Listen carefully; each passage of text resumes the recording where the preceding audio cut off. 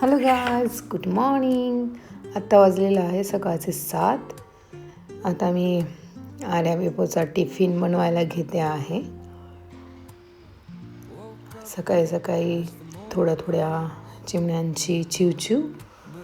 आता मी टिफिन बनवते, तर याच्यामध्ये मी बीटरूट कोथिंबीरचा पराठा देते. त्याच्यामध्ये हिंग, जिरं, हळद आणि थोडंसं हिरवी मिरची आणि लसूणचा ठेचा टाकलेला आहे. आणि त्याच्यामध्ये 3 प्रकारचे पीठ घेणार आहे. गहू, नागली आणि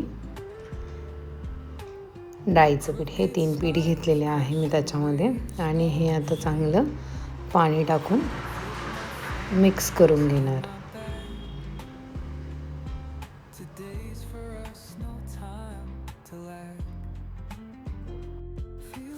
आता हे पूर्णपणे मिक्स करून झालेलं आहे. त्याचा कलर असा काही येतो, कारण असं बीट मुलं खात नाही, आपण स्वतःही नाही खात. आणि इकडे आता वड्याची भाजी करते. हे उन्हाळ्यातले बनवलेले वडे असतात. तर आता इथे लसूण, जिरं, हिंग, हळद, लाल तिखट, मीठ टाकणार आणि त्यात थोडंसं 1.5-2 ग्लास पाणी टाकणार. बघा, लाल तिखट टाकलंय. मस्त तेलामध्ये मीठ टाकते आता आणि चांगला हलवून घेणार. लसूण चांगला फुगलेला आहे त्याच्यामध्ये, कारण लसणाची टेस्ट खूप छान येते. आणि हे 2-2.5 ग्लास पाणी टाकते, कारण हा पूर्ण पातळ नाही बनवते, एकदम असा कोरडासा. आणि हे वडे मी पहिलेच भाजून घेतलेले. हे वडे कोण करतं उन्हाळ्यामध्ये. आता ह्या पाण्याला उकळी आलेली आहे. आणि तुमची हे वडे बनवण्याची पद्धत कशी, हेही मला सांगा, कारण खूप प्रकार आहे याच्यामध्येही. काही डाळीचे करतात, काही गव्हाचे करतात. तर हे चांगलं उकळतं आहे. हे पातेल्यातलं थोडंसं तेल वगैरे धुवून व्यवस्थित टाकलं आहे त्याच्यामध्ये. आणि आता याला असंच व्यवस्थित उकळू देणार.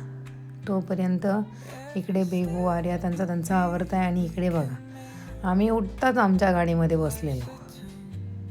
आणि त्याच्यासोबत आता गरम व्हायला लागलं आहे ना, तर इतकं गरम होतं आम्हाला टी-शर्ट्स पण नको आहे घालायला रात्रीचं. आणि आता ब्लँकेट घेऊन गाडीमध्ये आलेलं आहे सकाळी 8 वाजता. आता मी पटापट पोळ्या झाल्या माझ्या बनवून. हे पराठे असे बनवले आहेत तिघांपुरते. आणि इकडे आर्याच्या पप्पांना आता गरम पाणी देते, निंबू टाकून त्याच्यामध्ये. त्याच्यासोबत चला म्हटलं आपण पण घेऊया काहीतरी एक हेल्दी ड्रिंक, नाही का.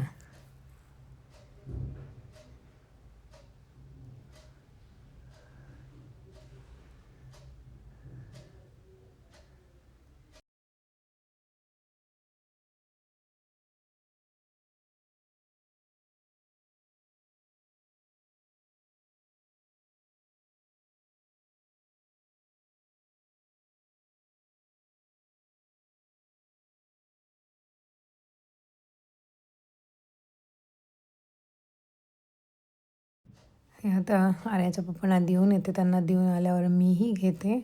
आणि ते झाल्यावर आता आपले हे टिफिन भरण्याचे कामं झालेले आहेत. तिघांचे टिफिन भरून रेडी आहे. साऊ पण माझा स्कूलसाठी रेडी आहे. आर्या, बेपून त्या पण रेडी आहेत. 8:30पर्यंत आम्ही सगळे रेडी असतो सकाळी.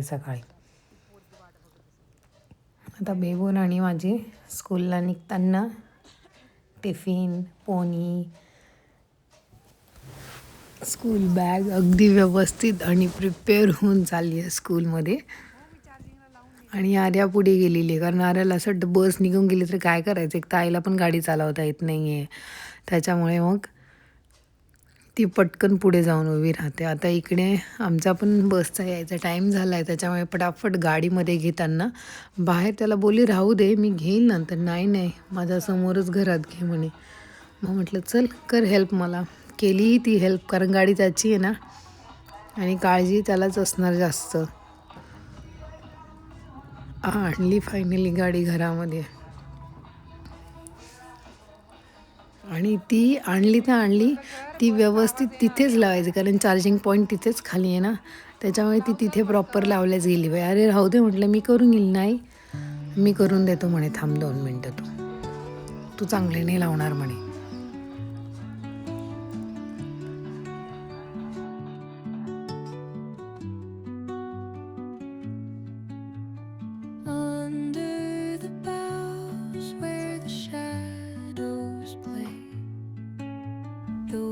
आता ठेवली गाडी आणि आता आम्ही निघतोय आमच्या स्कूल बसकडे.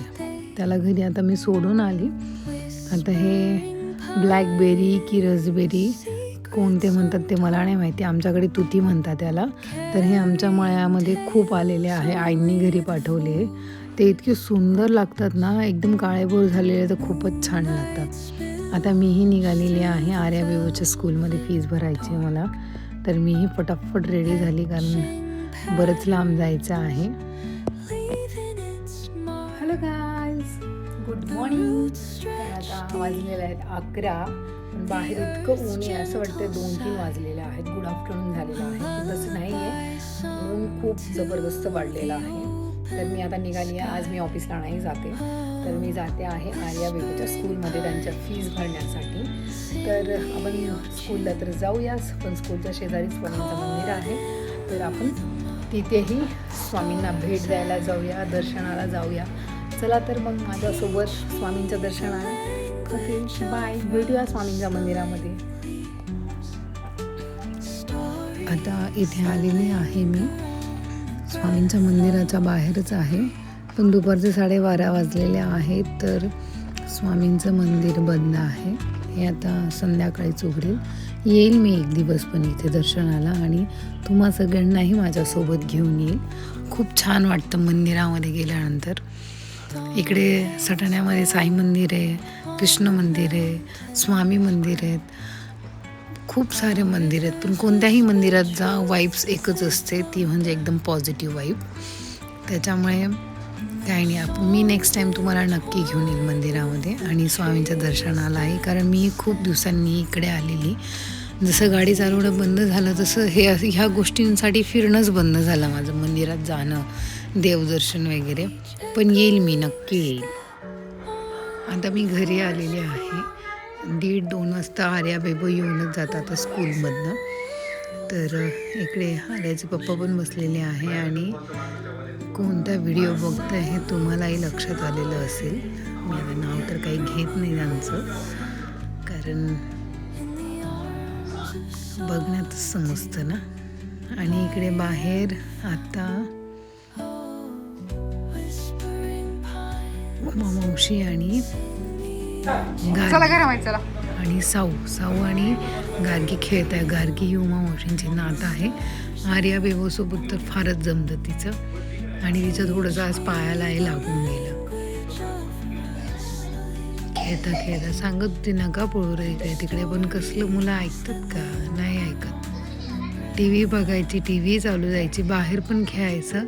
TV बंद केली का TV बंद का केली ते त्याच्याशी काही घेणे देणे नाही. आम्ही बघू ना बघू, TVचा आवाज आम्ही घरात असो किंवा बाहेर असो आमच्या कानात तो यायलाच पाहिजे. आणि आत्ता 3:30-4 झालेले आहे संध्याकाळचे. संध्याकाळ तर नाहीच म्हणता येणार. हे आमचं झाड आंब्याचं, हे आज जवळजवळ 7 ते 8 वर्षाचं झालेलं आहे. सहज इथे आंब्यांच्या कोळी टाकून दिलेल्या होत्या, तर उगले त्यातनं. आणि घराच्या बांधकामाच्या वेळेस हे एवढं एकच झाड ठेवलं, तर त्याचा हा पहिलाच बहार आहे. एवढं मोठं झालेलं आहे, 2ऱ्या फ्लोअरपर्यंत त्याची उंची झालेली आहे. आणि हा माझा मोगरा, शेजारीच गुलाब लावला आहे. इकडे बेबोचा गुलाब आहे आणि इथे शेवंतीचे रोपं आहेत. आत्ता कुठेतरी स्टार्ट केलं मी थोडं झाडं लावायला. मला आवडतात खूप, पण पूर्ण मेंटेन होत नाही म्हणून.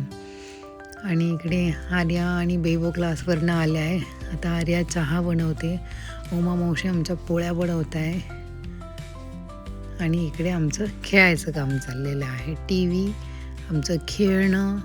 आणि बेबो तर बघा, तिने बॅगसुद्धा नाही काढली. क्लासवरनं आल्यानंतर तशीच बसलेली बॅग लावून, म्हणजे त्याचंही भान नसतं आम्हाला.